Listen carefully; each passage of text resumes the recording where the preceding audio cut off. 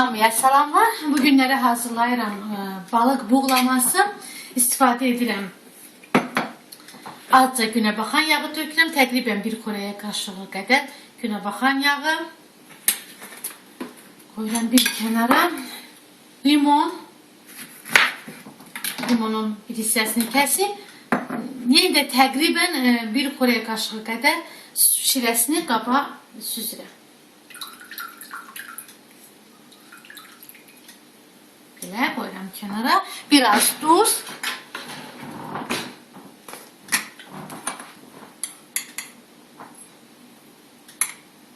Karıştırıram. İstiyor əvvəlcədən vurmuram. Çünki yemək hazır olduqdan sonra süfrəyə verəndə istiyor səpəcəyim yeməyin üzərinə. Ona görə əvvəlcədən istiyor vurmuram. Balığın üzərinə tökürəm.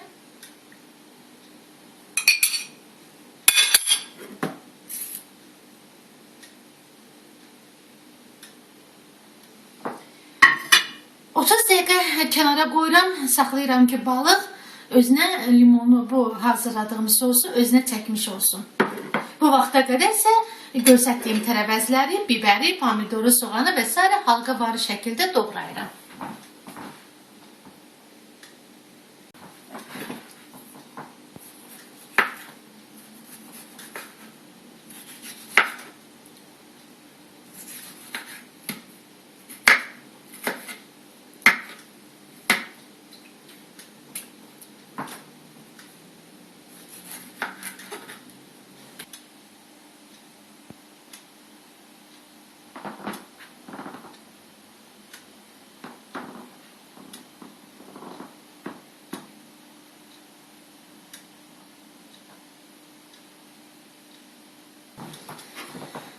Əvvəlcə qazanın içərisinə balığı qoyuram.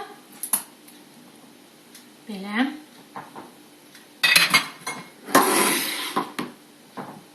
Sonra isə biraz pomidor. Yəni doğradıqlarımı sırayla qazana yığıram. Belə daha doğru olardı. Biraz göyərti.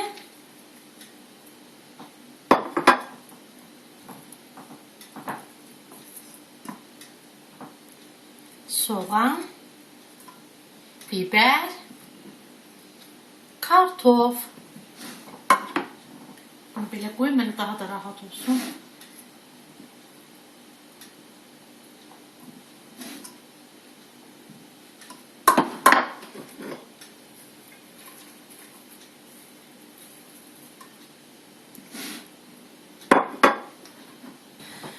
Doğradıqlarımı qazana əlavə etdikdən sonra qalan limonun hissəsini qazana sıxıram. Yəni şirəsini, suyunu limona əlavə edirəm.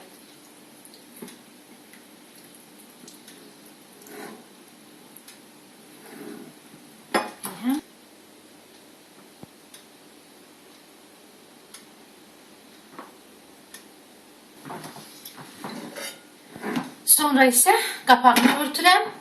Pişirməmişdən 2 saat əvvəl bir kənara qoyuram. 2 saat qalıb gözləyirəm ki, doğradığım tərəvəzlərin, balığın, bütün bu tərəvəzlərin şirəsi, suyu bir-birinə keçmiş olsun. 2 saatdan sonra isə artıq pişməyə qoyacağam. Əgər sarımsaq xoşlayanlar, dediyim kimi sarımsaq da içərisinə əlavə edə bilər.